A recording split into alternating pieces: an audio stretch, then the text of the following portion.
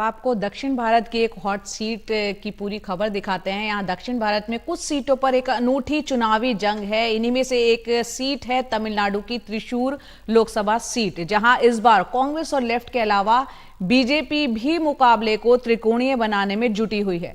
त्रिशूर में डीएमके के करुणाकरण परिवार की प्रतिष्ठा यहां पर दांव पर लगी है, तो अभिनेता और गायक से नेता बने सुरेश गोपी भी जीत का दावा यहां पर ठोक रहे हैं। मंदिरों के शहर में लेफ्ट और बीजेपी चुनावी सियासत को सांप्रदायिक रंग में रंगने के सवालों के बीच त्रिशूर में जनता किसके साथ जाएगी, बता रहे हैं हमारे सहयोगी वीरा राघव। 18 seats in Kerala. केरल की 18 सीटों में 2 सीटों पर बीजेपी लेफ्ट को समर्थन दे रही है।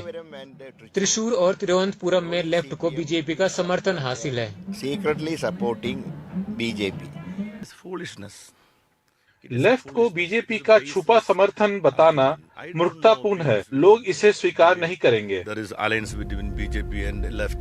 How can exist here? How can exist here with the alliance with the BJP? दो राष्ट्रीय सहयोगियों लेफ्ट और कांग्रेस के बीच तीखी बहस। दोनों केरल के चुनावों में बीजेपी विरोधी रुख को लेकर उतर रहे हैं।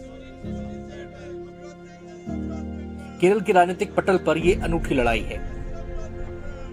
एलडीएफ और यूडीएफ दोनों का आइडियोलॉजी विचार एक ही है और इलेक्ट्रेट के सामने वो दोनों एंटी बीजेपी का मुद्दा लेकर जा रहे हैं। तो इसमें क्या फर्क है इन दोनों के बीच में, ये शायद सिर्फ केरला समझ पाएगा, क्योंकि ये बहुत ही एक राजनीतिक इन्वॉल्व्ड स्टेट है।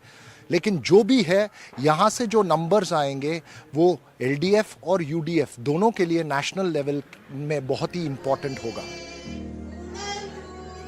इस वैचारिक टकराव के दूसरे सिरे पर इस शख्स की लोकप्रियता है। गायक और अभिनेता से नेता बने सुरेश गोपी, इनकी मार्फत बीजेपी ने चुनाव को त्रिकोणीय बना डाला है।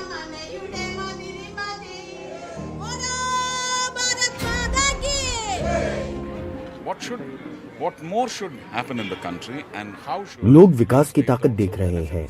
वो चाहते हैं कि केरल बदले और तरक्की करे। मुझे उम्मीद है कि मैं 2 और सांसदों के साथ केरल का झंडा संसद तक ले जाऊंगा। ये वो जिला है जहां कुछ बेहद धार्मिक हिंदू मंदिर हैं, जैसे गुरुयावुर। साथ ही ये अरबपतियों का शहर है, जहां केरल के कई बड़े कारोबारी रहते हैं। यहाँ अल्पसंख्यकों की तादाद भी बहुत बड़ी है। सुरेश गोपी की स्टार अपील की वजह से 2019 में बीजेपी 28% वोट ले आई और तीसरे नंबर पर रही। लेकिन वोट प्रतिशत बढ़ाने के लिए बीजेपी ने ईसाई समुदाय के करीब जाने का फैसला किया, जिनकी आबादी जिले में 24% है। अगर ये करीबी संभव हुई तो इससे निर्णायक अंतर पड़ सकता है। Don't segregate my thoughts into Christian, Muslim, Hindu. I am looking at people. मेरे दिमाग को सांप्रदायिक लाइन पर मत देखिए, सब बराबर हैं। मेरे दिमाग में कोई सांप्रदायिक मुद्दा नहीं है। Tamilians or any regional citizen who are based in Kerala, I am conversing with them.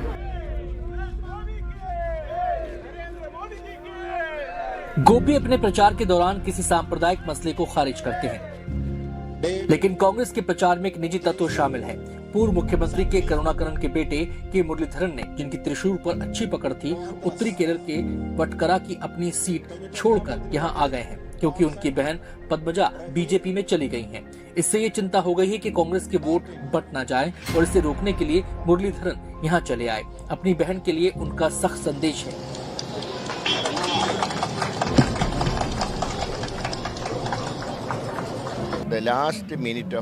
मेरे पिता की अंतिम इच्छा यही थी कि हम कांग्रेस और नेहरू परिवार के साथ बने रहें।